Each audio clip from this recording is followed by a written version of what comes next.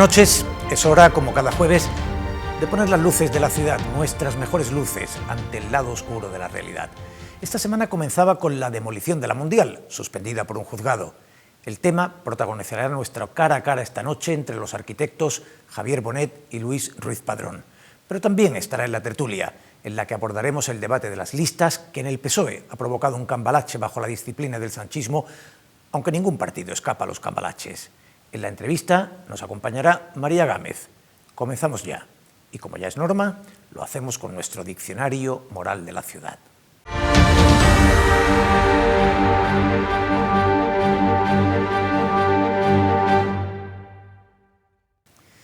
De todos los pecados de Málaga, quizá el más característico sea la indolencia, o la apatía, o una de sus expresiones más frecuentes, la indiferencia. Esta semana comenzaba la demolición de la Mundial, paralizada por un juzgado. Su conservación, en colisión con el hotel diseñado por Rafael Moneo, no deja de tener detractores y partidarios. Es lógico, pero la convocatoria de quienes luchan por salvar el viejo palacete de Strachan sumó 200 personas. Sí, 200, poco más de lo que cabe en un autobús articulado de la línea del Palo. ¿De verdad solo hay 200 personas que defiendan la Mundial? O más bien, solo 200 personas están dispuestas a sacrificar un poco de su tiempo por una causa. Me temo que hemos pasado de rebeldes con causa a sumisos y sin causa. No se trata de la Mundial. Esta indolencia lo mismo sirve para ver degradarse el centro, donde ha desaparecido la cuarta parte de los edificios históricos, que para votar un partido en cuyas listas hay corruptos. Solo así se le puede robar el encanto al entorno de Gibralfaro o a la Plaza de la Merced. Hay ciudades donde se movilizan por una rejería y ciudades donde se pierde el patrimonio a oleadas como la espuma en el rebalaje. Alguien quizás se sienta tentado de pensar que esta indiferencia es parte del encanto de Málaga, pero no. En esto no existe la belle indifférence, ese splint en francés del desapego elegante. Aquí existe un penoso desinterés por la ciudad que amenaza, por supuesto, a la propia ciudad. Por eso nuestra indiferencia no deja de cobrarse víctimas. Hay debates a los que no cabe sustraerse. Alguien escribió, quizá Lichtenberg, que donde la prudencia ya constituye un error, la indiferencia es un crimen. Hay cosas ante las que no se debe ser tibio, pero ante las que es intolerable mirar para otro lado. Recuerden la vieja máxima moral: lo alarmante no es la maldad de los malvados, sino la indiferencia de los buenos. O dicho de otro modo, mostrarse indiferente siempre es un modo de apoyar calladamente alguna injusticia. Sí, si te callas, ya lo estás haciendo. Por eso Iris Murdoch, la gran Iris Murdoch, sostenía que siempre será mejor una pasión equivocada que la indiferencia. Entre el hotel y la Mundial solo hay una opción espantosa, y por cierto, muy malagueña: que todo esto te dé igual.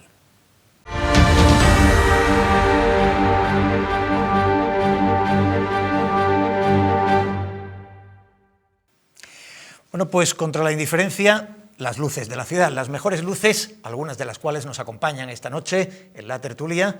Damos ya la bienvenida a Rafael Porras, delegado del diario Expansión en Andalucía. Muy buenas noches. Buenas noches, Rafa.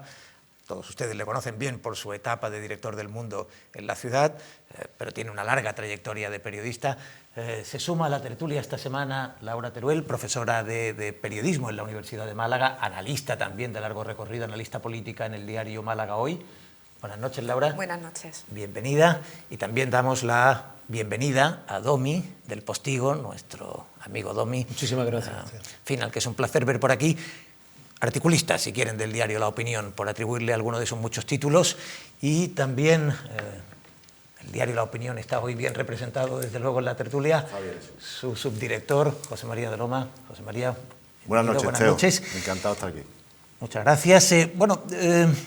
Decimos contra la indiferencia, luces, y empecemos por las listas, porque desde luego si hay una zona de sombra que muchas veces, aleja a la ciudadanía de la política, es esa elaboración de las listas, esos cuartos negros, salas de máquinas que hay en los partidos. Vamos a empezar por las listas, Teo, pero déjame que te haga una apreciación a lo que has dicho en la entrada del programa. Yo creo que es muy difícil pedirle a la ciudadanía que tenga la mega actividad que tienen las redes sociales. En las redes sociales se fraguan muchísimas de las convocatorias que incluso están determinando nuestro nuevo mundo, es cierto, y algunas son muy exitosas, no solo desde antes, incluso de las revoluciones árabes y algunos asuntos más locales que tenemos en la cabeza. Pero sí quiero decir que no siempre funcionan, insisto en que son una mera herramienta a la que a veces se le da demasiado protagonismo y que quizá donde se fraguan este tipo de movilizaciones no conectan como debieran con la ciudadanía. Luego, es verdad todo lo que tú has dicho, pero yo matizaría algunas cosas. Te lo agradezco, pero tampoco hay que descartar que lo que para algunos pocos que están en esas redes sociales o que están en la agenda política consideran que es prioritario para la ciudadanía no le interesa para nada. Bien, habéis perdido un turno cada uno del tercer bloque, que es el de la Mundial. No, hemos establecido continuidad con tu bloque más, porque era muy interesante. Comparto la idea de que las redes sociales a menudo, como todo el mundo virtual, a menudo da una imagen distorsionada de la realidad, nos hace, en esa burbuja cerrada, nos hace pensar que se está representando toda una sociedad que es mucho más plural, mucho más ancha y mucho más diversa, desde luego. Pero en fin, decía, vamos con las listas, que es el gran tema de la semana. Desde luego las listas del Partido Socialista de un modo muy particular porque, en fin, retratan el conflicto del sanchismo y del susanismo y anticipan, me parece, un tiempo difícil para el socialismo andaluz en los próximos meses. Pero hoy la noticia, Rafa, es que el Partido Popular anuncia el fichaje de Pablo Montesinos, de un periodista popular de Libertad Digital, para encabezar la lista por Málaga, lo cual no deja de ser hasta cierto punto sorprendente. El Partido Popular de Málaga, que es en este momento el partido de referencia en Andalucía, de donde sale el presidente de la Junta y el consejero de presidencia y por tanto las figuras más señeras en este momento de la mayor comunidad, la más importante para el Partido Popular, parece que han sido puenteados para nombrar a un tipo popular, cosa que has dicho hasta cierto punto sorprendente, ¿no? Para mí ha sido absolutamente sorprendente, porque yo creo que nadie esperaba esta situación. Es verdad que iba a haber cambio en la cabeza de la lista de la candidatura del Partido Popular, sí o sí, en el sentido de que la anterior legislatura fue José María García Urbano, el alcalde de Estepona, que le encabezó durante la lista, y que Celia Villalobos, que era la que eterna cabeza de lista, pues ya había anunciado que la dejaba en la política o dejaba la política, no sabemos exactamente, y por lo tanto iba a haber cambios sí o sí, ¿no? Pero efectivamente lo de Pablo Montesinos es sorprendente porque, primero, yo no conozco la vinculación con la ciudad, es decir, aunque es malagueño y creo que su familia vive aquí, él viene asiduamente, pero quiero decir que no es una persona que podamos conocer y tal, tampoco su vinculación con el PP hasta los niveles en los que vaya a encabezar la sexta provincia, o sea, la sexta capital de la sexta provincia de España, ¿no? Entonces, pues, la verdad es que es sorprendente. Y luego llega, y luego, por situar un poco quizá el debate, demuestra la paradójica situación de que los banquillos de los partidos no son tan amplios, ni siquiera de los partidos tradicionales como el Partido Popular o el Partido Socialista, no son tan amplios como cabría pensar, ¿no? Yo, recogiendo el testigo de lo que antes decía Domi, pero no me quites el turno de palabra del final, que no voy por la Mundial, me ha gustado mucho un titular que he leído hoy en Matías, en la opinión Matías Stuber, de un candidato de plató, ¿no? Un político de plató. Y me parece que Montesinos es un candidato que se ha fraguado, resulta que era un candidato que estaba fraguando en la televisión, inesperadamente, ¿no? Yo creo que muchos de los que le hemos visto en televisión sí teníamos la sensación de que era un periodista extremadamente afín, pero parece que ha saltado la barrera y que ha decidido presentarse directamente como representante de un partido, más allá de un de un periodista afín, ¿no? Yo dudo hasta qué punto este tipo de candidaturas tan inesperadas consigue arrastrar más votos. Y ya no solo eso, los partidos tienen que servir para canalizar los apoyos y canalizar la gestión dentro de una ciudad, de una comunidad autónoma. Hasta qué punto un candidato impuesto por una dirección nacional va a conseguir movilizar a nivel de Málaga a la estructura propia del partido durante la campaña, para mítines, actos vecinales. Yo creo que, siendo el PP un partido que es bastante hábil dominando los conflictos internos o haciendo que no se vean fuera, yo creo que ha tenido que escocer bastante esta imposición y que va a ser difícil que el resto del partido se vea involucrado en alzar a un candidato que ha sido impuesto de esta manera, ninguneando una estructura de un partido tan importante, ¿no?, de la capital española más grande, gobernada por el PP, ¿no?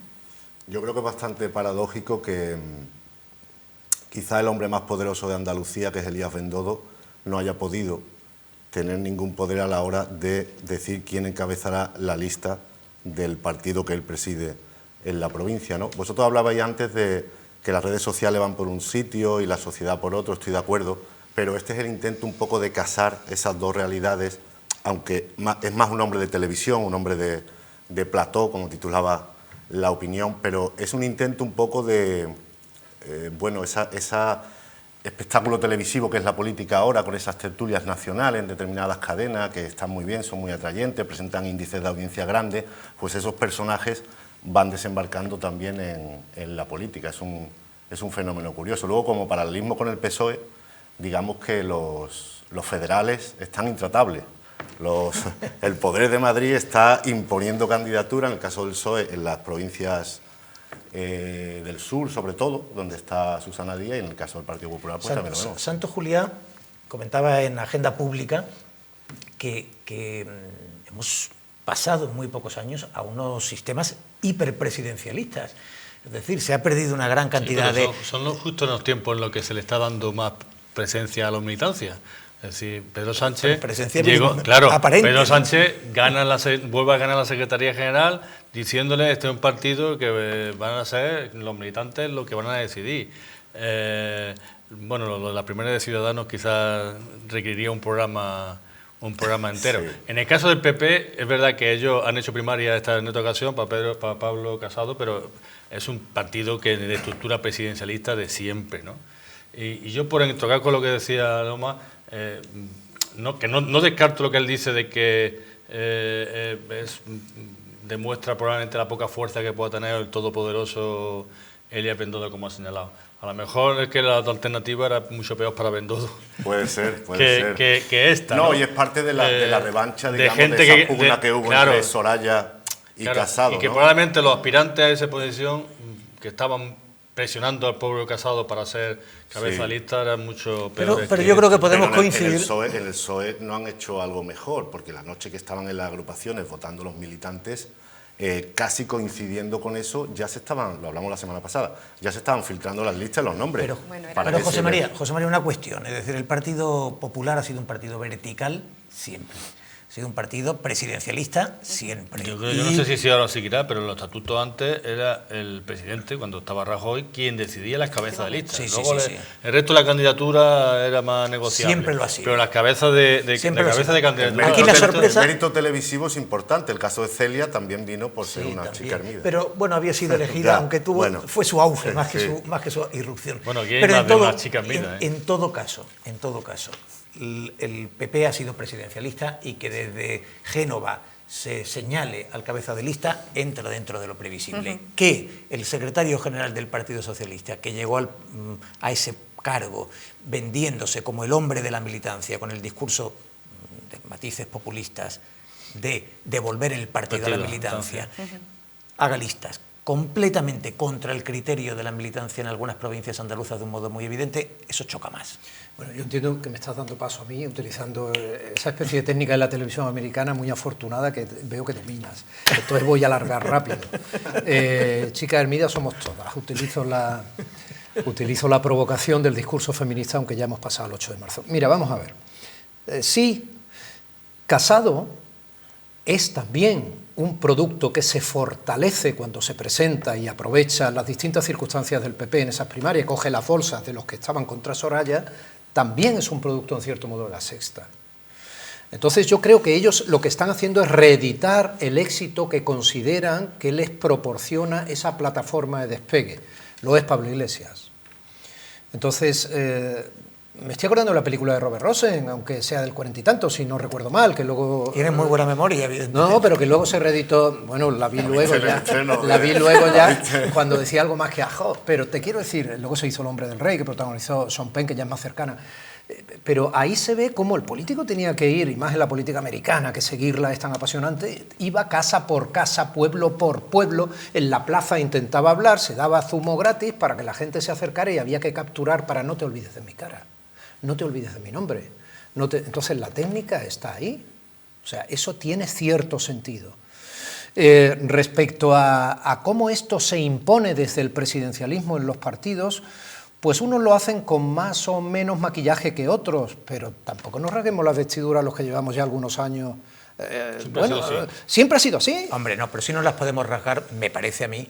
En la contradicción que tiene el siempre discurso. ha sido así. Claro, en el discurso de Pedro Sánchez, por ejemplo, es que es muy diferente del de Pero Pablo es que Casado, Pedro Sánchez, ¿no?, es una anécdota formidable, una excepcionalidad en la historia política española respecto a cómo acaba alguien de presidente o secretario general de su partido. Bueno, como en el PSOE, si hacemos vista atrás, no es una excepcionalidad. En todas las primarias, salvo en una en la que ganó Rubalcaba, siempre ha ganado el candidato que la militancia quería, que no era el mismo que quería el aparato. Pasó con Borrell y Almunia. O sea, no es una excepcionalidad. El PSOE es un partido en el que el candidato propuesto por las bases siempre acaba imponiéndose al propuesto por el aparato. Ya os digo, Borrell, Almunia, el propio Zapatero y ahora con Pedro Sánchez. O sea, no es excepción. En España nuestra democracia y ahora una política establecida se ha fraguado en simbiosis con el mundo informativo. Entonces, desde ese punto de vista entiendo que tú decías que se haya forjado Pablo Iglesias y otros muchos candidatos de todos los partidos en la sexta, Tania Sánchez o de muchos partidos. En ese sentido entiendo el nombramiento de ahora de Pablo Montesinos. Pero volviendo a lo que nos preguntaba Teo, yo creo que Pedro Sánchez carmentó de la idea de intentar dirigir un partido en el que aparte de las bases no contara con las élites, ¿no?, con la cúpula. Y aparte de ese momento naif en el que creyó que habiendo obtenido la Secretaría General iba a ser el que mandara en el partido, en esta ocasión ha dicho, en esta ocasión voy a ser el que mande de verdad. Y está intentando hacer una lista a medida en la que no haya disidentes, porque a mí me parece paradójico casos como el de Estefanía Martín Palop, que va a ir en las listas, que fue sanchista, pero luego participó entre los diputados que dieron, entre la ejecutiva del PSOE que dio marcha atrás y le retiró el apoyo cuando le hicieron el golpe de Estado interno, ¿no? Entonces, en esta ocasión, perdona, Domi, para terminar, pues él no quiere que le suceda eso, porque en el Congreso, en el Senado, pueden ir políticos estrellas y estrellas fichadas, pero aquí ya es un sitio donde se trabaja y se dan codazos y hay que hacer piña y hay que hacer partido. Y él en esta ocasión quiere que todo el que esté con él pues le vaya a apoyar sin fisura. Un último punto respecto a la militancia. En los congresos del PSOE, yo estuve en el 35 cuando salió Zapatero, en los congresos del PSOE, es que cuando hablamos de militancia, o sea, votaban... Eso es, o sea, vamos a ubicar. Y repito, las carambolas que hicieron que salieran los secretarios generales eran carambolas parecidas a lo que le ocurrió a Casado, en cierto modo, de como yo de todas maneras no te voy a votar a ti, al final acaba siendo votado el que partía como minoritario. Y eso tuvo mucho que ver también los guerristas contra los felipistas, etc. En todo caso, insisto, son escenificaciones, desde mi punto de vista, de una cultura política que probablemente sea la más práctica, al final, de una cultura política que de una forma u otra se ha ido manifestando en función de acomodarse a los tiempos. Sí, pero yo no sé si efectivamente, como también había apuntado Laura al principio, esto supone en todos los casos, o la mayoría de los casos, un rédito electoral para el partido que está en esa práctica, ¿no? Es decir, a veces cuando eran los cuneros que se llamaban los diputados que desde Madrid te colocaban, muchas veces era precisamente por eso, porque no tenían, todo el mundo no tiene cabida en Madrid, entonces te lo llevaban a provincias donde la ocupación no era demasiado crítica exactamente, ¿vale? Ahora se están haciendo como fichajes, ¿no? Y esos fichajes, en algunos casos mediáticos, como hemos estado hablando ahora, pero ayer mismo también fue Ciudadanos quien presentó a una señora que forma parte del Observatorio de Gitanos, no sé qué, es decir, y va a ir de número 3, me parece, por Madrid, es decir, que es sorprendente, personas que no tienen experiencia política, que no tienen experiencia en el propio partido, en la propia organización que se presenta. Y significa, eso tiene un rédito electoral para el partido, esa práctica es buena y no me refiero a no incorporar a la sociedad civil, que cuando se dice eso tan ecléctico como es la sociedad civil, ¿no? Pero claro, está por ver, ¿no? Perdóname, José María, desde luego, eso, volviendo al discurso inicial de Domi, sí que demuestra que los partidos se están dirigiendo se están a ellos mismos con criterios mediáticos antes que con criterios, digamos, orgánicos o de democracia interna.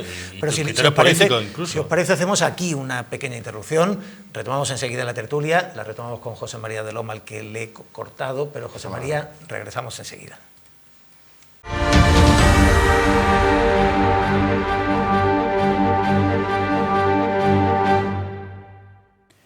Dice el diccionario que bufón o bufona es una persona generalmente de aspecto grotesco que se encargaba de divertir a la corte, pero si utilizamos el término como adjetivo en la actualidad, definiremos a alguien que hace tonterías o se comporta con poca seriedad pretendiendo ser cómico y resultando ridículo o incluso molesto.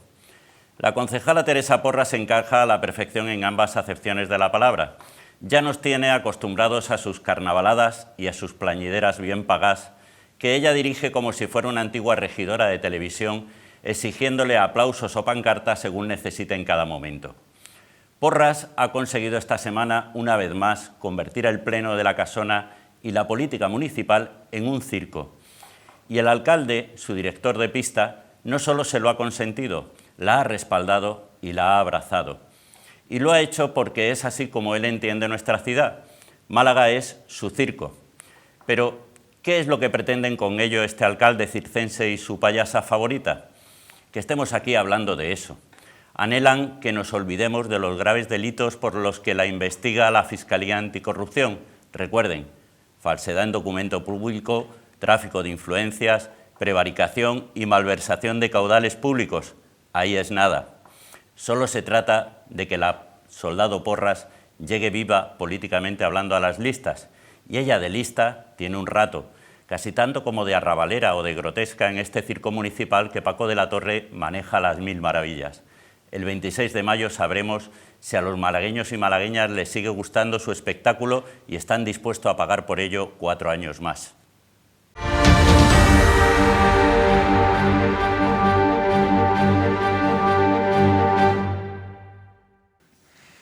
Continuamos con la tertulia en las luces de la ciudad.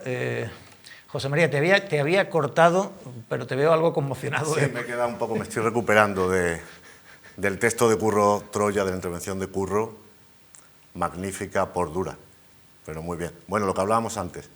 Creo que testaremos el éxito de esta política de fichajes en los partidos de una manera difícil porque son todos los que lo están practicando, ¿no? Por ejemplo, esta mañana yo me he levantado y he escuchado a Pepo Hernández hablar de qué haría con el tráfico en el centro de Madrid. Es un poco estrambótico, ¿no? Es decir, un gran entrenador de baloncesto... ¿En zona o...? Eso, en zona o pitando personal o que se cuele. No digo que no pueda tener una gran capacidad de gestionar y de delegar, como tanta gente que ha hecho equipos o que ha brillado en otra profesión y llega a lo público, ¿no? Pero bueno, está habiendo sin duda una mezcla un poco estrambótica, atractiva, y ya veremos, porque fichan todos, el que más Ciudadanos. Pues hablando de listas, estrambóticos y perplejidades, Curro Troya se refería al caso Villas del Arenal y se refería al caso de Teresa Porras en particular, aunque es compartido con Pomares. En cualquier caso, la semana ha sido también intensa, el pleno del lunes fue muy agitado, el Partido Socialista quiso sacar de ahí la oportunidad de una moción de censura en los, ya que se citaba a Pepo Hernández, minutos de la basura del mandato. Ciudadanos se ha resistido, en fin, no sé cómo lo habéis visto, pero la sensación desde luego que dio el lunes es de un pleno en estado de terminal, en estado de descomposición. Sí, la verdad es que ha sido un broche de oro, lamentablemente, a un mandato bastante decadente para la ciudad. De oro malo. Sí, yo para tocar un asunto paralelo, porque me imagino que vosotros vais a profundizar mucho en la intervención de los concejales, ya lo ha hecho nuestro compañero Curro Troya, yo quería analizar un poco la actitud no ya del PP como protagonista del Pleno, sino del resto de los partidos, ¿no? Por una parte tenemos a un PSOE que piensa que un gol en el 93 de la prórroga con la mano, si no te lo ve el VAR, vale igual que un gol en el minuto 1, ¿no? Y ha intentado capitanear una moción de censura que a todas luces no va a salir. ¿Con qué objetivo? Bueno, pues con acabar con Paco de la Torre, aunque sea contra la lona, en el tiempo de descuento, ¿no? Yo lo veo una medida realmente innecesaria, efectista, no creo que le vaya a a granjear ningún rédito electoral, ¿no? Pero sí me gustó ver cómo se posicionaba de nuevo Ciudadanos en ese equilibrio tan inestable que ha tenido durante todo el mandato, ¿no? Sin Juan Casá de baja, con Sitchar desaparecido, cómo han votado a favor de esta penalización de los concejales Porra y Pomares y cómo han anunciado que votarían en contra de la moción de censura, ya anticipando esa línea nacional de ayudar al PP en los gobiernos y estar en contra del PSOE, ¿no? Y por otra parte, concejales que leía hoy en la prensa, yo tuve que salir escoltado, ¿no? Yo también tuve que salir escoltado, yo también tuve que salir escoltado, ¿no? Entonces, como una descomposición de la imagen de un pleno muy arrabalero, en el que para conseguir el favor de los vecinos yo creo que se transgredieron ciertas normas de relaciones sociales, ¿no? Entonces, una sensación bastante triste. De primero de dignidad institucional, de todos, ¿no? de todos los partidos implicados. Y yo os digo, del PP estoy segura de que profundizaréis. Yo creo que la intención de Daniel Pérez también era resituar un poco a Ciudadanos. Yo creo que una de sus varias intenciones eran que Ciudadanos saliera rápidamente a decir que no para volver a adherirlo al campo del Partido Popular. Y bueno, también un intento de comandar la agenda política, ¿no? De situarse en una especie de primero de sanchismo, ¿no? De intentar esa moción de censura, aun a sabiendas de que no iba a prosperar. Pero bueno, ellos no lo ocultan, su estrategia era esa, durante 2 o 3 días subirse a los titulares, marcar un poco el paso y no tanto derrotar al alcalde porque sabían que no tenía mucho viso. Bueno, incluso algún grupo de izquierda podía exigir que él no fuera cabeza o candidato. Está bonito eso, porque quería hacer eso Dani Pérez porque no sueña con la posibilidad de sumar para ir a la alcaldía con Ciudadanos ni tan siquiera. No lo sé, no le he preguntado, pero yo creo que su intención principal era notoriedad un par de días y a continuación resituar a Ciudadanos como otra vez aliado del PP. Lo has explicado fenomenalmente y ha sido muy perspicaz, pero creo que esa también podría ser una consecuencia a reflexionar. Sí, ¿no? sí, Oye, Rafa, sin duda. Salieron escoltados, a mí me consta, sobre todo Daniel. Daniel fue hasta su coche o hasta donde fuera, por calle Roma, fuertemente increpado, insultado, algunas de las imágenes, y con la complicidad y la pasividad de algunas personas que podrían haberse comportado de otra manera. El comentario de Curro Troya ha sido, sin duda, duro, como corresponde, a una sección llamada Arde Troya. No cabe esperar que se tome con buenas palabras la ciudad de Troya, pero en algo hay que convenir. El comportamiento fue escandaloso, decíamos que vulnera los principios de la dignidad institucional más básica, el alcalde lo tolera, no es la primera vez que Teresa Porras monta un circo de este tipo y que acaben con los concejales escoltados, y eso de las instituciones rodeadas tiene mucha literatura. Permite que solamente hablemos de los incidentes y no de la cuestión fundamental, ¿no? Que es de lo que probablemente el Pleno debería haber tratado y el debate. Sí, pero bueno, quiero decirte, pero que no solamente en la parte de los hechos, digamos, estoy hablando ahora como Marchena, de los hechos y de tal, sino en el hecho, la responsabilidad política o las consecuencias políticas que puede tener el hecho de que el alcalde respalde a esos dos concejales, esté introduciendo, no digo que sea responsabilidad del alcalde, introduciendo un debate político viciado en el sentido de que defiendo esto en contra incluso de lo que mi socio del Ayuntamiento con Ciudadanos ha propuesto y ha provocado una ruptura, por decirlo de alguna manera, entre comillas. Y además me estoy creando un problema de cara a la elaboración de la futura próxima lista y las posibilidades que puede haber de que si efectivamente la investigación de la Fiscalía Anticorrupción y las decisiones de los jueces van en la línea en la que podrían ir y que eso va a tener unas repercusiones políticas. A mí me da mucha pena que todo esto esté ocurriendo. Y luego nos olvidamos del hecho que provoca todo esto, que es el tema de los expedientes de... Sí. A mí me da mucha pena que todo esto esté ocurriendo en periodo electoral prácticamente. El problema es que este país lleva demasiado tiempo en periodo electoral y no va a dejar de estarlo. No dejamos de estar en periodo electoral. Pero es que esto es desgraciadamente, ¿no? Desgraciadamente porque lo perturba todo, que no debiera y que los mecanismos debieran estar engrasados y que lo institucional debiera estar perfectamente vacunado contra estas tensiones. Pero como no va a ocurrir así nunca, pues... Una pregunta. Está convencido de que hay una conspiración y no cree casual que entrara en la anticorrupción el caso el mismo día o al mismo tiempo que el Pleno. Yo coincidí ayer en un acto con él, le pregunté un poco y está convencido de que no es casual y bueno, me parece que es bastante grave que él piense que que hay esas Pero conexiones. porque él lo piense o porque es... Por las dos cosas. O sea, yo creo... O porque el posicionamiento argumental que todo el que se ve envuelto en un caso de investigado o que está en la justicia piensa que todo se debe a que los jueces están en contra mía, que la fiscalía... y eso lo hemos visto con el PSOE en la Junta, en todos los casos de corrupción. Y a los tiempos electorales, ¿no? pero José María, ya tengo una pregunta que creo que mucha gente se hace. ¿Qué significa que haya ido a anticorrupción? Bueno, es grave ya solo de nombre, ¿no? Y es atractivo y para un titular está muy bien, pero más allá de lo jurídicamente, dentro de muy poco vamos a saber cuál es el verdadero paso, si de verdad quedan imputados a la antigua y tienen que ir a juicio y el juez abre procedimiento o lo descarta. En ese momento es cuando Paco de la Torre tendrá que decir si los lleva en las listas o no. Ahora está todavía en un impasse que si mi código ético dice esto o dice lo otro, o están investigados e imputados, pero el código político y la ética política es más importante, no solo lo va a marcar el tiempo judicial. Sí, pero yo en eso no siento ninguna pena, porque han sido ellos, también con la colaboración de los medios de comunicación que hemos estado también en ese guiso. Es decir, han sido ellos los que han establecido eso que tú has llamado código ético. Sí. Es verdad lo que dice el alcalde, hasta ahora no hay nada por la que estos dos concejales tengan que responder judicialmente. Políticamente puede ser otra cosa, pero bueno, eso... Son ellos los que han cambiado el nombre de imputado. Son ellos los que han dicho, sí, efectivamente, si todo, ¿y por qué?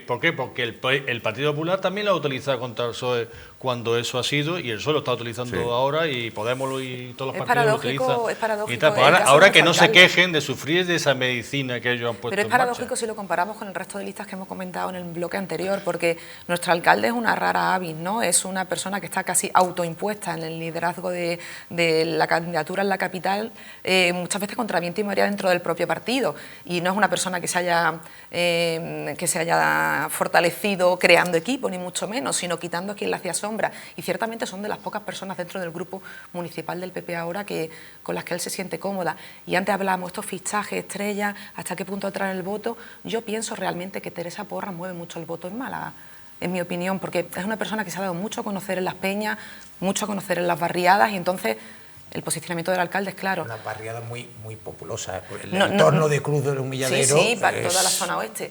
El alcalde se escuda. En mi barrio, El alcalde se escuda y que no están investigados por enriquecimiento, sino en todo caso por haber, por inacción, beneficiado a ciertos vecinos, pero nunca por enriquecimiento propio, y que por tanto no estarían... No transgreden el código ético del partido, y luego se ve la tesitura de prescindir de dos de sus fieles dentro del grupo municipal. Sí, una de sus fieles ahora. Teresa Porras tiene virtudes políticas, o sea, yo entiendo perfectamente por qué alguien pueda querer tener a una persona que se faja como ella en muchas circunstancias, con una capacidad de trabajo y una capacidad de relacionarse con esa masa popular. Los votos valen todos lo mismo, esa es la grandeza y al mismo tiempo pues, la paradoja del menos malo de los sistemas, que sigue siendo la democracia. Y a la hora de la verdad, estas personas pues son resolutivas y suelen ser eficaces, pero se ha pasado de frenada demasiadas veces en las formas, en imponer unos criterios determinados que estaban fuera probablemente de digamos, otras miradas más elegantes de solucionar las cosas. Y lo que hay que tener mucho cuidado son con esos shows que se pueden fomentar dentro de los plenos. Aparte de dar en la llaga, cuando ha dicho Teo, que se desvirtúa la dignidad institucional, yo he visto algunos de esos vídeos, estaba diciendo antes. He visto, por ejemplo, como Isabel Torralbo estaba intentando salir, y una de las personas, de los vecinos que han hecho algunas cosas y reformas en las casas y parece que han sido favorecidos o lo que sean, unas casitas que están muy cerca precisamente de los estudios de esta televisión donde estamos, y el grado de exaltación, no voy a utilizar otro término, ¿vale? Pero el grado de exaltación y la cercanía física de ese vecino y los que le rodeaban respecto a la persona que salía del pleno, de verdad, da un poco de... Vamos, no te entran ganas de ser político, ¿eh? Hablando en plata y utilizando ya lenguajes populares precisamente de los maravillosos barrios malagueños. Hay que tener muchísimo cuidado con, al margen de los teatros y las plañiderías a los que se refería Troya, muchísimo cuidado con cómo desde una institución determinada se ventean actitudes ciudadanas de gente concernida que se cree afectada injustamente por una decisión municipal. Bueno, pues dicho así, Parece difícil rebatir este discurso final de Domi y hacemos una pausa para publicidad. Regresamos enseguida.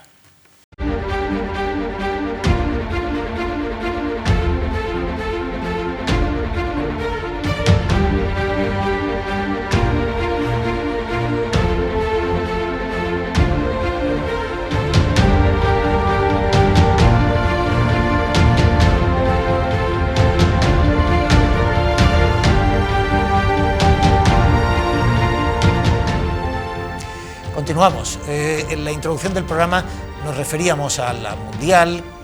Debía haber comenzado esta semana la demolición, las obras de demolición que se prolongarían durante unos 14 o 15 días.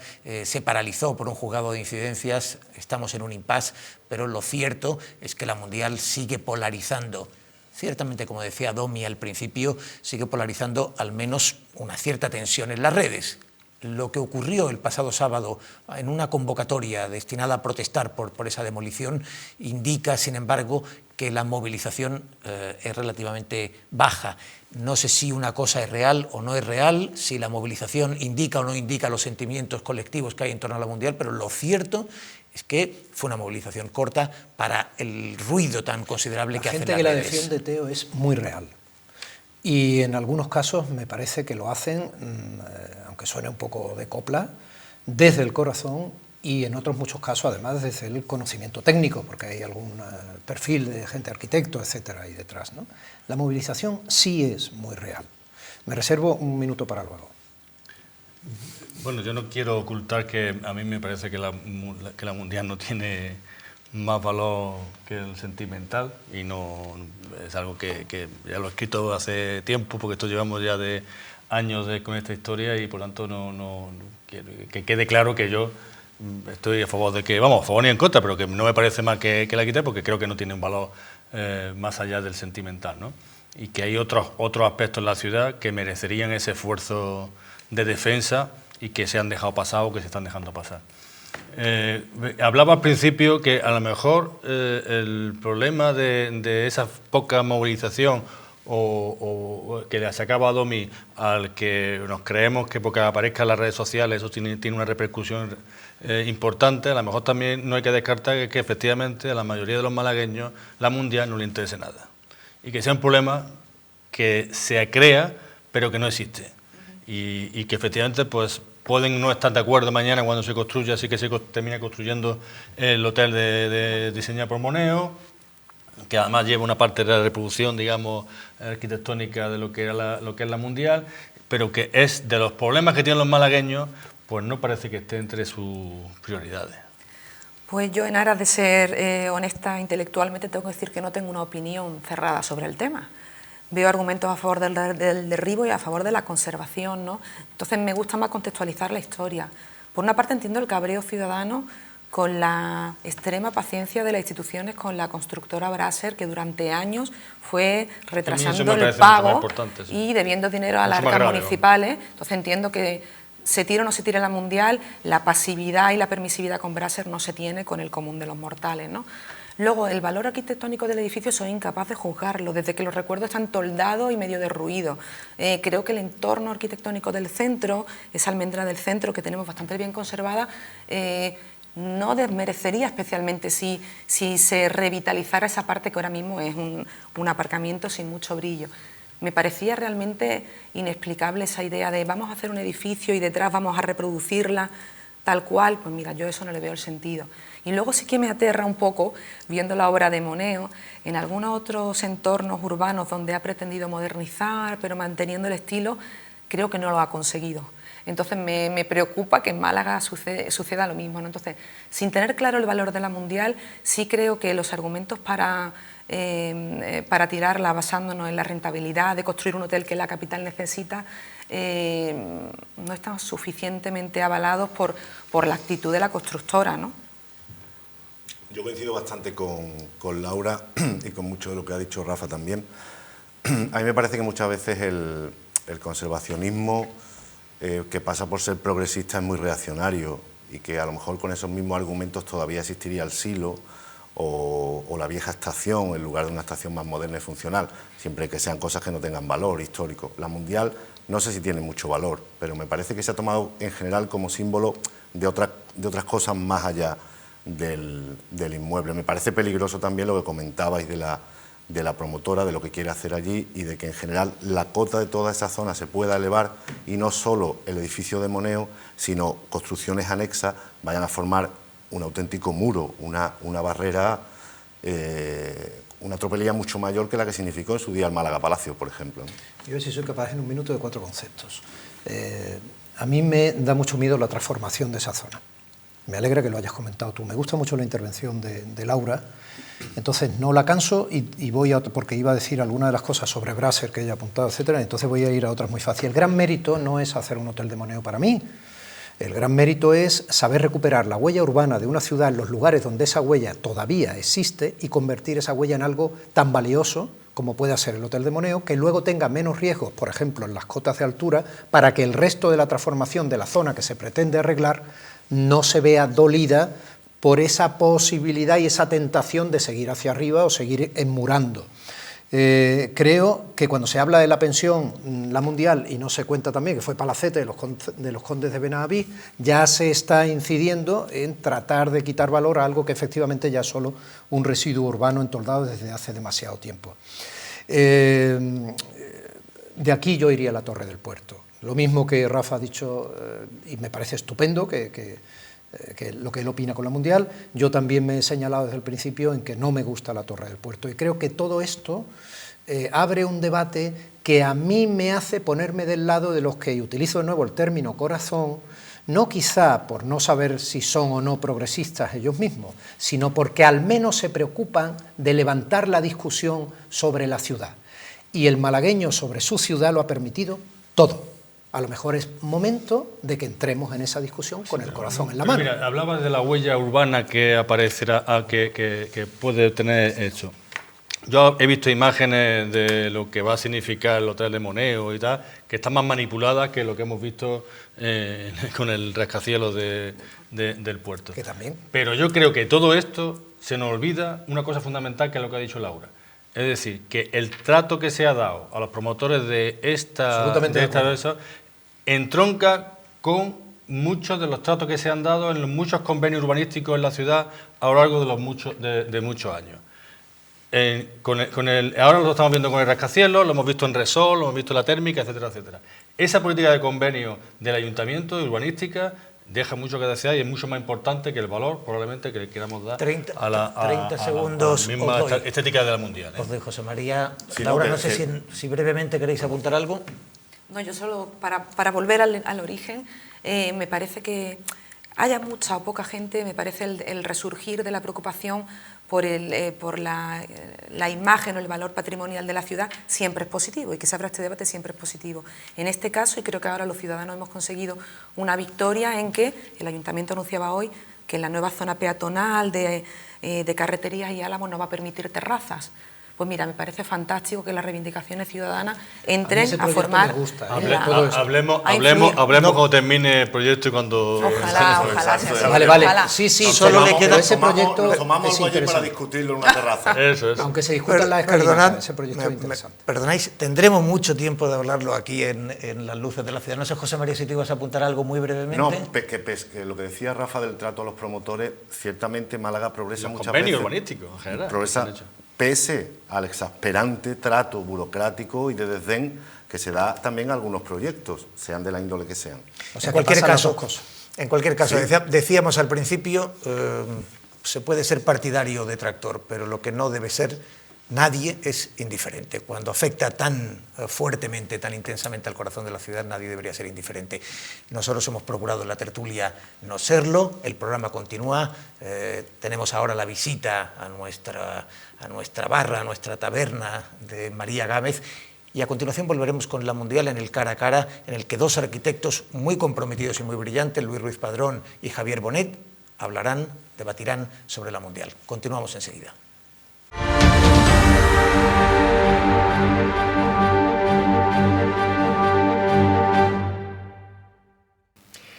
Pues una semana más estamos en esta taberna, en la taberna de Teo, como hay quien dice, en la sección Un Málaga con, ¿no? En la que compartimos un vino, un trago de Málaga con alguien que ha tenido que pasar muchos tragos en esta ciudad, tragos buenos y tragos peores. No sé si usted, María Gámez, es muy de vino o no.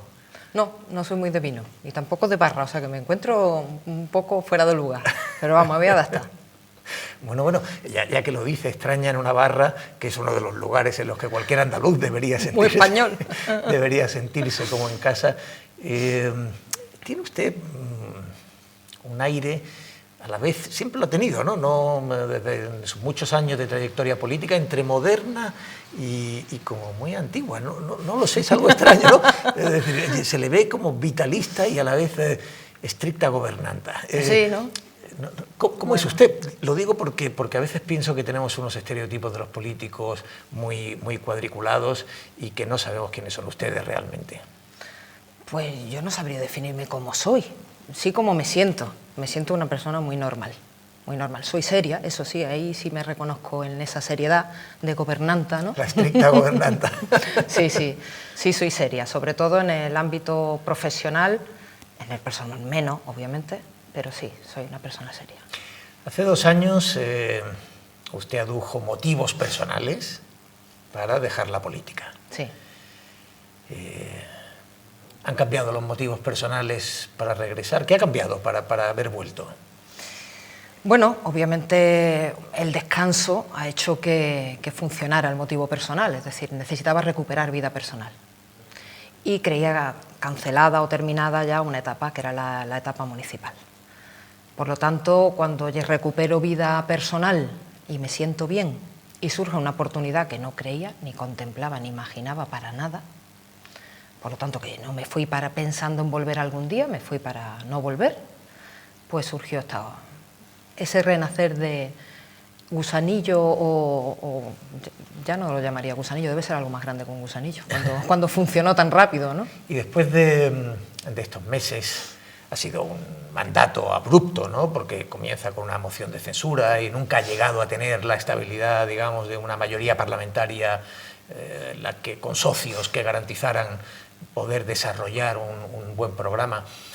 Pero para usted, además, pues ha pasado de los crímenes en la Costa del Sol al caso de Julen en Totalán, luego hablaremos de ellos, ¿no? Pero después de toda esta experiencia, ¿se ha arrepentido de volver? Usted lo ha definido como una etapa con pocos apoyos, por lo tanto inestable. Sin embargo, se han conseguido hacer muchas cosas que ni siquiera con mayorías absolutas se han conseguido. Es decir, se ha conseguido suficiente mayoría desde una minoría para sacar adelante muchas cosas. Entonces, en ese sentido, es verdad que es una etapa muy singular. No tenías por delante, desde luego, 4 años, tenías muchos menos y ahora menos. Y verdaderamente sí, es compleja. Pero yo me he sentido que se podía hacer muchas cosas y que de hecho se han hecho. En ese sentido, sí, bien. Sí. Cuénteme, ¿qué se ha hecho que le provoque esa sensación ahora al final? Se han sacado adelante muchas leyes y se han sacado adelante muchos reales decretos que han hecho funcionar cosas muy relevantes, ¿no? El salario mínimo, desde luego, al ampliar o subir el salario mínimo, subir pensiones, subir el salario de los funcionarios públicos, el de la Fuerza y Cuerpo de Seguridad del Estado, muchas medidas sociales. Yo creo que se ha conseguido mucho más en el aspecto social, desde luego, que en los años que ha tenido mayoría el Partido Popular. Y en ese sentido yo no le he sentido inestable. Sí he sentido que era una etapa corta, obviamente, porque había que convocar elecciones, bien porque llegara la fecha o porque en este caso se han adelantado. Cuando tomó posesión del cargo, una de las razones que adujo, ¿no?, para haber vuelto era la ilusión que provocaba el nuevo gobierno. Y es verdad, era un clima en el mes de julio, en el entorno del socialismo, de la izquierda, se apreciaba mucho esa sensación de ilusión, ¿no?, de oportunidad, aquello que se llamó el gobierno bonito. Y eso se ha perdido extraordinariamente, ¿no? Es muy obvio, ¿no?, en la cobertura mediática, en las redes sociales.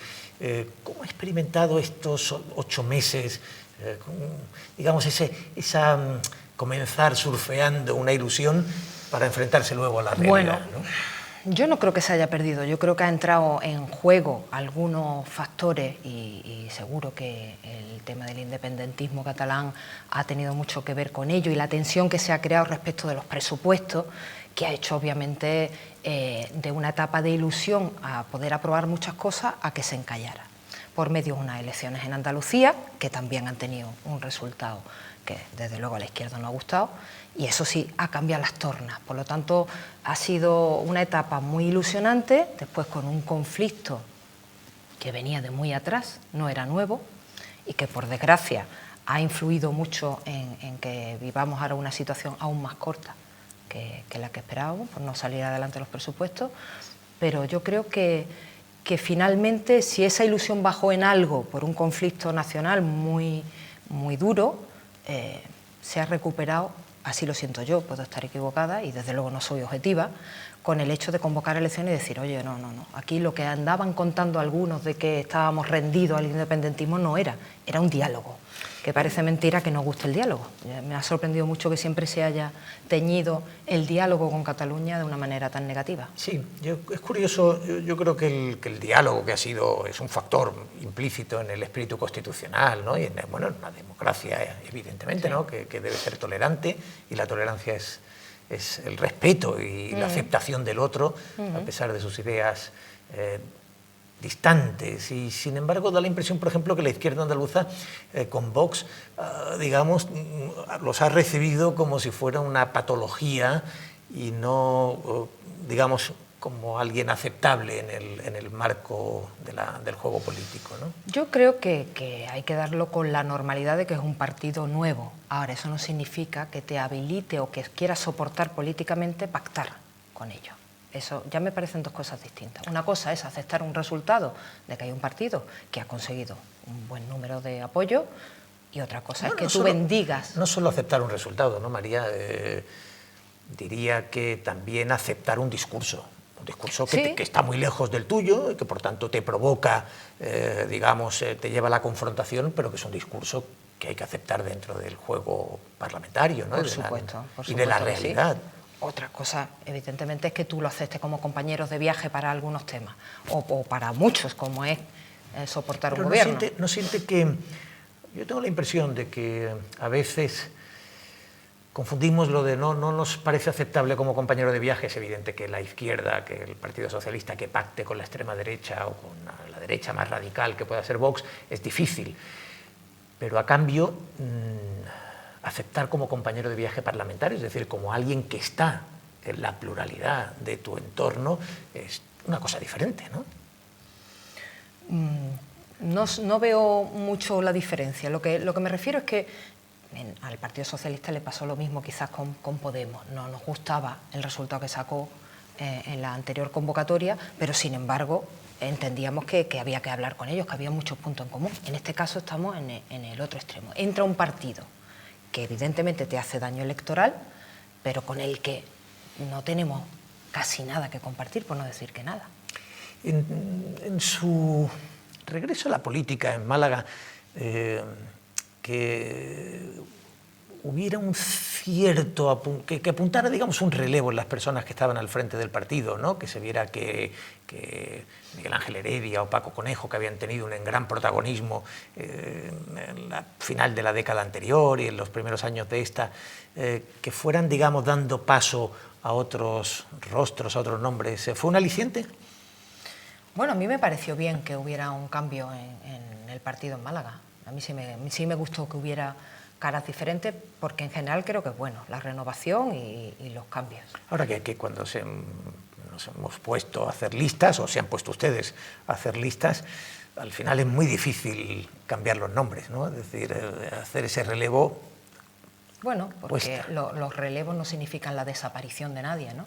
Los relevos pueden significar, en un caso para el partido, que cambien los liderazgos, y otra cosa es querer prescindir de todos ellos, ¿no? Las listas siempre delatan muy bien los equilibrios de poder en el partido, ¿no? Sí, las listas tienen que intentar ser siempre una buena mezcla. Y en ese sentido, yo lo he vivido en las listas municipales cuando me ha tocado hacerlas. Siempre hay una tensión y hay que buscar puntos de unión como en el resto de la política, como también con el independentismo, ¿no? Sí, es verdad que se ve bien entre el susanismo y el sanchismo, se ve que hay a la vez dos familias y dos familias enfrentadas o mal avenidas, ¿no?, dentro del Partido Socialista, pero se indica evidentemente en ese conflicto, lo que se ve es que hay efectivamente dos sensibilidades o dos corrientes en el partido. En ese sentido, si decimos que las listas son un termómetro de la realidad, ¿no ir usted en las listas? ¿Qué sentimiento le produce? ¿Se siente decepcionada? No, en absoluto. No, porque yo tenía un encargo, que es el que tengo, y estoy en ello, no he hecho aspiraciones a estar en ningún otro sitio. Pero entonces, ¿su regreso era solo para ocupar un cargo o era un regreso a la política? Mi regreso era para formar parte de un proyecto muy concreto, que era el gobierno de Pedro Sánchez. Y así lo acepté y en el mismo estoy. Y después, como por otra parte, en el resto de mi vida política no he hecho aspiraciones. Me he visto en distintas ocupaciones, pero nunca me he metido en una lista de quiero estar aquí o allí. Ya que me menciona que su regreso estaba muy vinculado al gobierno de Pedro Sánchez, ¿no? El sanchismo evidentemente fue un estímulo para mucha militancia socialista, ¿no?, para las bases y para los cuadros socialistas, como se evidenció en las primarias, en el resultado de las primarias. ¿No tiene la sensación ahora, después de ver el conflicto de las listas, que el sanchismo se ha traicionado a sí mismo? Es decir, hablábamos antes de la ilusión y la desilusión. Me refiero a Pedro Sánchez cuando ganó las primarias, lo ganó con el discurso de devolver el partido a los militantes. Y en buena medida la elaboración de las listas está suponiendo un conflicto con respecto a lo que han votado las militancias. Les diré que en el caso de Málaga tienen una buena representación de lo que ha pasado en esas primarias, por llamarle primarias, en esas votaciones que han hecho el número uno es un sanchista, sí, que no estaba en las primeras preferencias de la militancia. Estaba el segundo. Pero no era el primero. No, así. Por eso digo, no es un fiel reflejo, no es un mandato. De hecho, nuestro estatuto y el último congreso determinó que era una manera de ordenar, pero no vinculante, ni era la que debería transponerse en las listas. Por lo tanto, lo que se ha hecho es lo que dice el Congreso. Dentro de ese resultado, tratar de componer lo que quiere la militancia con lo que necesita también, en este caso, el federal con el regional, que es lo que yo creo que hay que hacer. Si buscamos siempre la fórmula donde unos ganan y otros pierden, estaremos haciendo mal la política, en el partido y fuera del partido cuando nos queremos llegar a acuerdos con otros, ¿no? Es decir, que me parece muy congruente lo que se ha hecho aquí con lo que estamos haciendo en general en política, es hablar con otros que quizás no sean idénticos a nosotros, pero encontramos puntos en común. En el caso del partido, puntos en común la gran mayoría, porque es que somos del mismo partido. Sí, lo que ocurre... Es verdad que en Málaga el cansancio que tenía la dirección, digamos, susanista, para sintetizar, seguramente sí ha hecho que los resultados no sean tan conflictivos. En otras provincias, quien encabeza la lista, provincias andaluzas, vecinas de Málaga, pues puede ser la persona la décima en la votación de la militancia. Y además ya no solo se trata de que sea la décima en la expresión de la militancia, sino que desde la ejecutiva, desde la dirección de Ferraz, se ha enviado un mensaje diciendo esto no es negociable ni es discutible. Que encabecen los ministros es una orden, ¿no? Por ejemplo, bueno, o que encabecen los miembros de la ejecutiva. Más que una orden, ha sido bien aceptado. Es decir, ¿el resultado cuál ha sido? Que ahora mismo tanto la secretaria del partido en Andalucía como el secretario del partido a nivel nacional están de acuerdo con ese resultado. Y por lo tanto es bueno, porque han llegado a un acuerdo. Yo creo que es la cultura del acuerdo a la que nos tenemos que acostumbrar y pensar que es la mejor salida para todo, para todo. La veo muy en el discurso oficial. Que hay mejor que estén la mayoría contentos. Usted nos contaba al principio que era... en alguna medida, ¿no? Yo creo que así ha sido siempre, ¿no? Una voz singular, pero veo que tiene muy asumido el discurso oficial. El discurso, para mí, me guste más o menos, es el que puede contentar a la mayoría de cara a un comicio que son muy importantes. Y eso está por encima de todo. Después, personalmente, todos tenemos filias y fobias. Eso Y esa no la voy a desvelar porque no lo he hecho nunca. Me gustaría preguntarle, porque creo que además a los ciudadanos al final le interesan más los asuntos públicos, los proyectos públicos que los enredos de los partidos. Bueno, a quien también le entretiene mucho y sobre todo en una barra de bar es de lo más apropiado. Nos entretiene mucho a los periodistas, a veces me pregunto si le entretiene tanto a la ciudadanía. Pero en todo caso hay varios proyectos sobre los que me gustaría preguntarle. Y creo que además interesará a los oyentes, a los espectadores, a quienes puedan seguir este programa en cualquiera de sus plataformas. Cuando usted se refiere a la falta de fondos, por ejemplo, en algún momento alude a la falta de fondos sobre el tren litoral, ¿no? Tenemos una cierta sensación de que este es un proyecto desde que lo enunciara Manuel Chávez hace 15 años, o creo que fue la primera vez que se habló ya seriamente del proyecto, de que esto es una ficción, ¿no? De que el tren litoral es como un soniquete que aparece en todas las campañas electorales, pero que efectivamente no se transforma en nada. Es un proyecto que por la cuantía siempre asusta, es decir, un proyecto muy grueso, muy complicado, en el que también hay que criticar un poco, hombre, cómo pensamos las infraestructuras así, cuando está todo urbanizado, ¿no? Esta reflexión también hay que dejarla ahí porque hay responsabilidades de todo tipo, ¿no? Y de todo ámbito institucional. Pero dicho esto, yo creo que es de los proyectos que no debemos abandonar, por más que nos suenen a rancio y a casi imposibles, porque creo que no lo son. Es obvio que en la etapa de crisis económica no salieran a la palestra y es obvio que vuelva a salir ahora. Y creo que es bueno que lo volvamos a replantear. Hablando de volver a replantear, si recordamos estos últimos años en que el Partido Popular ha estado en el gobierno, pues efectivamente el tren litoral también, pero el cercanías en el PTA especialmente, el trasvase de Iznájar, el desdoblamiento del tren de Fuengirolas, el recrecimiento de la presa de la Concepción. Hay una serie de exigencias que especialmente desde el Partido Socialista se han digamos, martilleado constantemente al gobierno. En cambio, estos meses han desaparecido un tanto del discurso del Partido Socialista.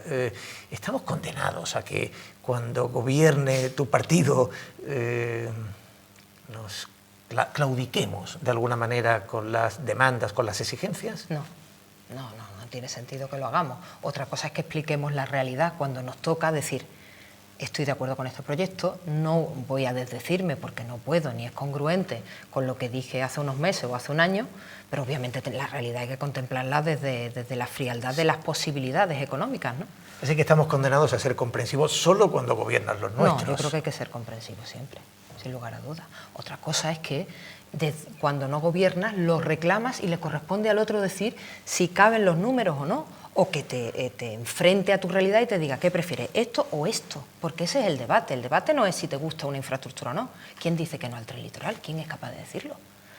Nadie, porque evidentemente, nada más que por los flujos, por lo que es la ciudad de Marbella y por lo que supone los tráficos que tenemos en la AP7, es obvio que es necesario. Otra cosa es que le digamos a los demás partidos, oye, es necesario reordenar, no podemos hacerlo todo. Tendremos que ordenar cuál es la prioridad y en qué tiempos. Y con qué ayuda también entre administraciones. Nombraba usted cuando Manolo Chávez sacó a la luz esta infraestructura, se hacía compartida con el Estado. De eso ya nadie tampoco se quiere acordar. Es decir, ahora le corresponde al Estado en solitario, ¿no? Ya no escucho yo a nadie que diga desde la Junta también vamos a colaborar o desde la Diputación. En fin, lo que sí creo es que hay que, desde luego, le doy toda la razón en que hay que mantener una congruencia. Pero yo creo que hay que mantener una congruencia y, hombre, aunque nadie podrá reprocharle que haya sido una persona con un discurso especialmente beligerante o especialmente, digamos, agresivo en ningún momento, pero habremos ganado mucho, me parece, si este discurso moderado y digamos, comprensivo que usted plantea se hace también cuando gobierna el otro. Yo creo que habremos ganado mucho, pero ya que me menciona las demandas de fondos que implican a diferentes administraciones, ¿hay algo en el caso de Totalán que imagino que habrá sido un impacto emocional grande para usted? Ha estado muy cerca, ¿no? Sí, sin duda. Ha seguido en primera línea y por tanto muy epidérmicamente el drama. Sí. Hay algo que me llama la atención. El protagonismo recaía fundamentalmente en el Estado, en el gobierno central o en la administración central. Eran señor Gómez de Celis y usted, quienes fundamentalmente ponían rostro al Estado, y sin embargo luego paga la Junta. No he entendido muy bien, hay algo que debemos de estar perdiéndonos, pero yo al menos me perdí. Se perdieron todos, incluido yo misma. ¿En qué sentido? En que la prioridad fue hacerlo. Y después empezamos a pensar a quién le corresponde, quién tiene la competencia, porque esto no es algo que se dirima en la barra de un bar. Tú pagas una copa y yo la siguiente. No, esto a quién le compete. ¿Quién lo puede pagar? ¿Quién tiene competencia? Si no, eso no pasa un control de intervención jamás de los jamases. ¿Y a quién le corresponde una situación de emergencia? Pues según nuestra Constitución y nuestro Estatuto, a la Junta de Andalucía. ¿Por qué asumimos, de cara a los medios, un mayor protagonismo? Bueno, yo creo que la explicación está muy clara. Si recordamos en qué momento sucedió esto, todavía no había sido nombrado presidente de la Junta. No había, bueno, sí lo había, obviamente, en funciones, pero no había ni siquiera consejeros nombrados por él, incluso habiendo sido nombrado a lo largo de los 13 días. No es que se produjera un vacío porque el poder lo ostenta alguien siempre, pero mediáticamente pilló en un momento muy complicado a la Junta de Andalucía, de cambios. ¿Y quién estaba allí? Pues los que no habíamos cambiado, los que estábamos desde el primer día al último. Eso es lo que ha generado, ¿por qué aparecen unos y pagan otros? Yo invito y tú pagas, no. Sucedió por las circunstancias temporales. Y los que estábamos allí no podíamos escondernos tampoco. Ya que hablamos de esas zonas de sombra y de los juegos políticos entre líneas, hay algo que también me llamó la atención de sus, digamos, de los asuntos delicados en los que ha tenido que tomar posición en estos meses, que es con respecto a las mafias y los asesinatos en la Costa del Sol. Sí. Usted descartó que fuera necesario un operativo especial y me gustaría saber por qué. Digo porque la sensación que hemos tenido muchos es que, digamos, es un asunto que requería, digamos, un estado de excepción ni nada semejante, pero quizás sí precisamente un operativo especial. Yo creo que estaba muy contaminado con lo que había pasado en Cádiz, ¿no? Y en Gibraltar, en todo el conflicto que ha tenido de seguridad esa zona, y que monta un dispositivo especial porque efectivamente allí había una situación de crisis. Al hilo de eso, y casi contemporáneo en el tiempo, tenemos varios sucesos muy desgraciados de tiroteo, de asesinatos en la Costa del Sol nuestra. Y todo el mundo lo que le apetece preguntar, y tiene esta cierta lógica, ¿por qué no hacemos algo especial aquí? Pero no era comparable, ni era comparable en la cifra ni en la necesidad. Cuando se piensa en un operativo, si pensamos en el campo de Gibraltar, se estaba pensando en más policías, no más cualificación ni más investigación. ¿Qué es lo que hace falta en la Costa del Sol malagueña? Más en pensar que en actuar, porque lo difícil de estas mafias no es poner muchos más policías por toda Marbella, Estepona, Casares, Manilva, no. Se trata de hacerle un seguimiento a una organización criminal que requiere mucho trabajo de oficina, por así decirlo, más que efectivos policiales. A eso decía yo que no hacía falta más efectivos policiales de a pie, sino que lo que hace falta, y en lo que se está haciendo, es un refuerzo en inteligencia, porque son delitos transnacionales, que por lo tanto la investigación hay que llevarla con otros países, y porque efectivamente es casi casual que sucedan aquí, casual en la medida en que residen o desembarcan aquí, me refiero más bien en el aeropuerto, y no es donde trabajan especialmente. A eso me refería cuando yo decía, no hace falta un dispositivo especial. ¿Que hace falta una actuación específica para perseguir esas mafias? Sí, y se está haciendo también. Y se están reforzando la parte de inteligencia también. Pero ha llegado la confusión ha dicho que no a un plan especial. Bueno, es que el plan especial, con ese nombre, yo creo que se estaba identificando con algo que no es de la misma naturaleza a lo que estaba ocurriendo en otra parte. Confiemos que los resultados demuestren que tenía usted razón. Ya han demostrado mucho. Sí, de hecho, hemos tenido los mayores éxitos policiales y hasta históricos en lo que es aprehensión, detención y resolución de esas redes, que seguimos teniendo, es evidente. Sí, siempre hará falta una perspectiva mayor para apreciar si está funcionando o no está Pero funcionando. Ahora mismo los resultados están acompañando. Sí, porque hay veces que estas cosas suceden en momentos puntuales. Ya que usted vinculó al gobierno de Pedro Sánchez y a esa ilusión, su regreso a la política, si acaba el periodo de gobierno Sánchez, ¿acabará su retorno a la política? Nunca he pensado en qué ocurrirá mañana. No lo he pensado. Evidentemente termino cuando termine este gobierno, si es que termina después de estas elecciones. Confío en que no, pero... No están las listas, no hay gobierno andaluz, es posible que... Hace solo 9 meses estaba de funcionaria y estaba personalmente muy bien. Y no le importará volver a serlo, seguro, ¿no? Nunca le importó. Bueno, yo le agradezco mucho que nos haya acompañado en este ratito compartiendo un Málaga. La verdad es que siempre ha sido una persona muy dispuesta a dialogar con transparencia, ¿no? Y con afabilidad, que es lo que se agradece en estas cosas. Así que muchísimas gracias y buenas noches. A ti, buenas noches. A usted.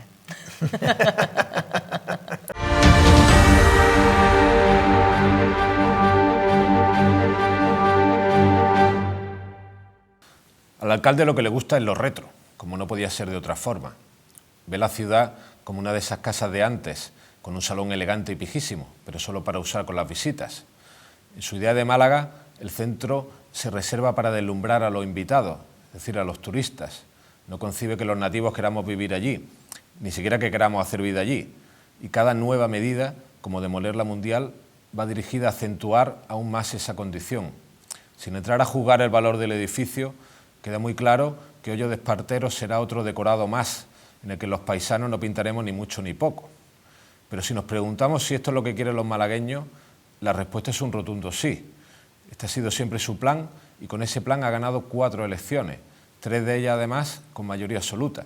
Es decir, esta es sin duda la voluntad de los malagueños, no se puede entender otra cosa, aunque sí se puede sospechar que una clave para mantener el poder tantos años ha sido el bajísimo nivel de la oposición.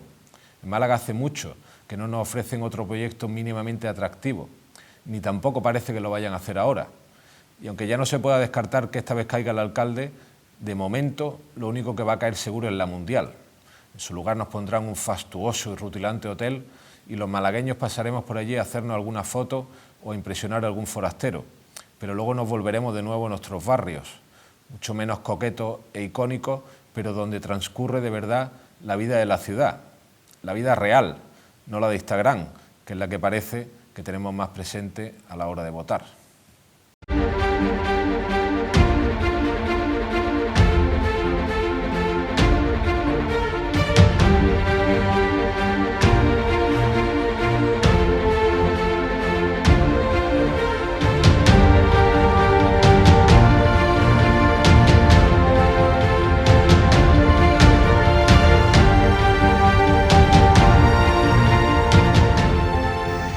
Pues después del arponazo del Capitán Ahab, vamos a la última parte del programa, a este cara a cara, a este debate final en el que tratamos de poner las luces sobre aquellos asuntos más polémicos que afectan a la vida de la ciudad.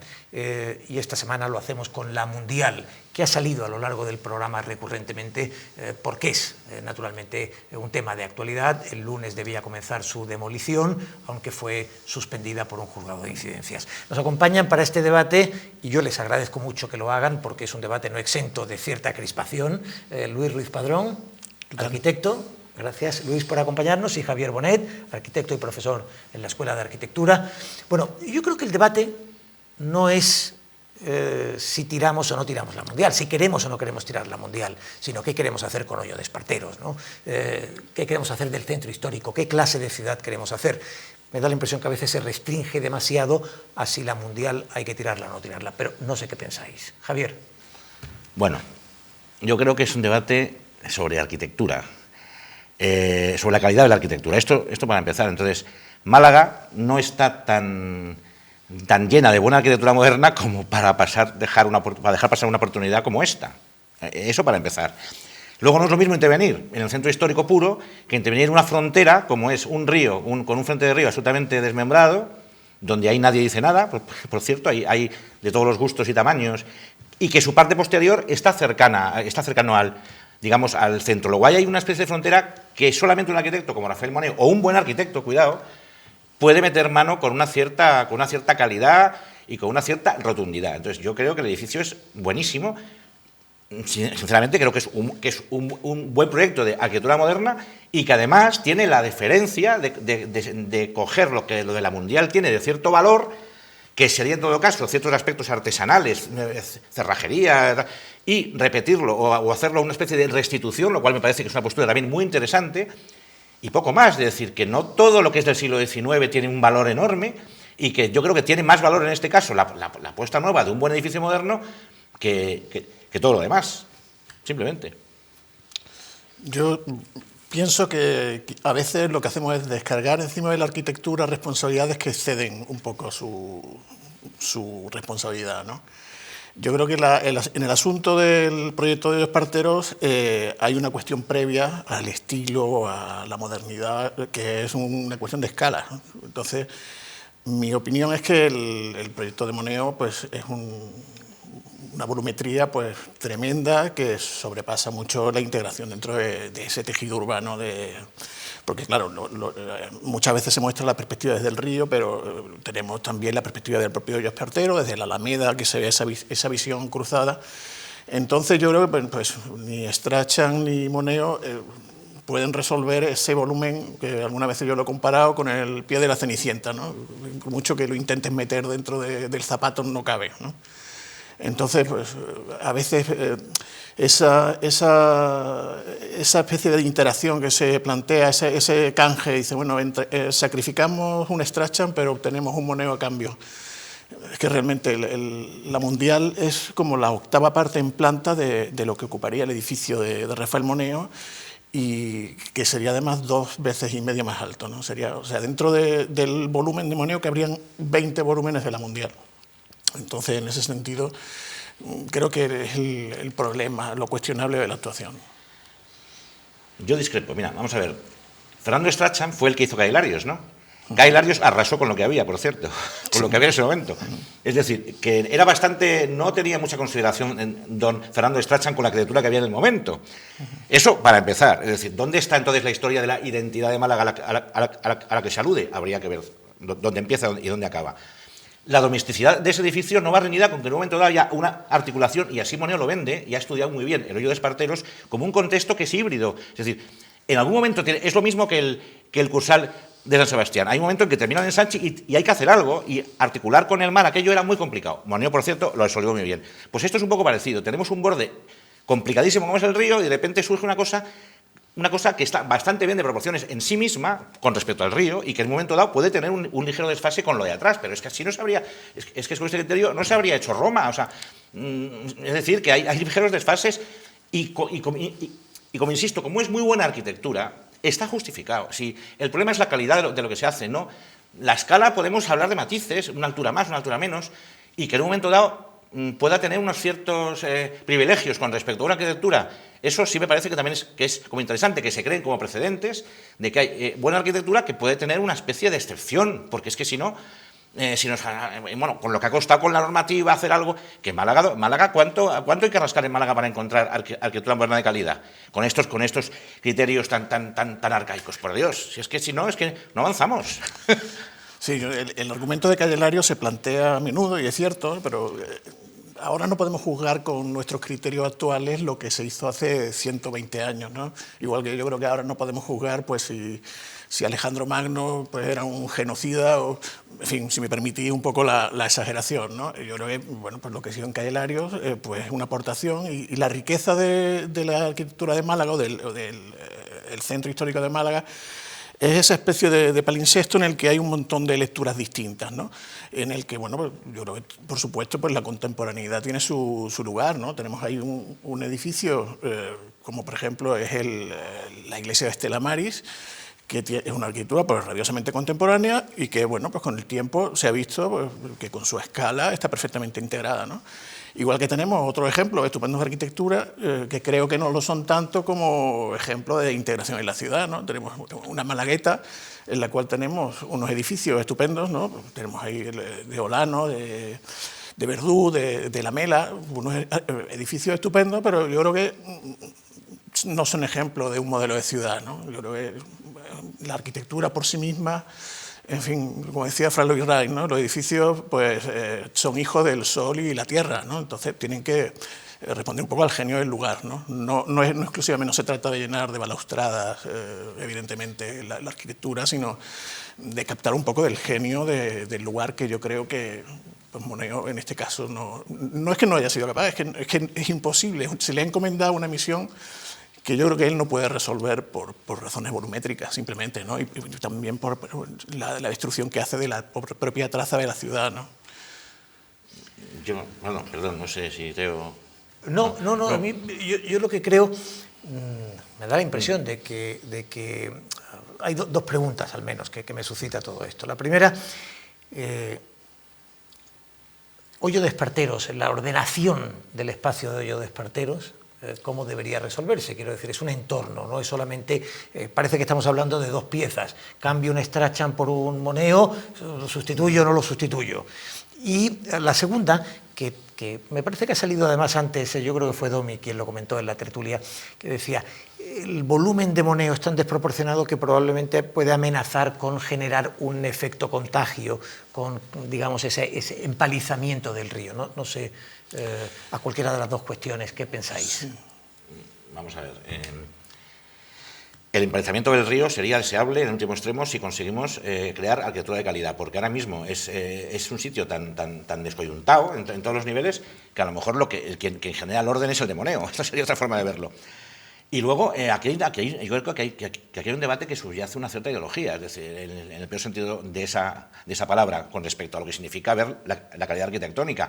Nadie se mete con el edificio de la Plaza de la Constitución, horroroso, que incumple el PEPRI con bloques horizontales negros que hacen esquina y que no cumplen con ninguna cosa de la Málaga doméstica del 19, nadie dice nada, está ahí, no sé cómo tuvo licencia, pero está ahí, y resulta que nos metemos con un cubo bastante proporcionado para lo que es un cubo, en ese sentido, para lo que es un hotel, que es un edificio público, en fin, y que puede crear un enlace con una Málaga totalmente distinta, que es la de enfrente. Cuidado, es que es un sitio frontera, es que esto también hay que decirlo, es muy complicado operar ahí.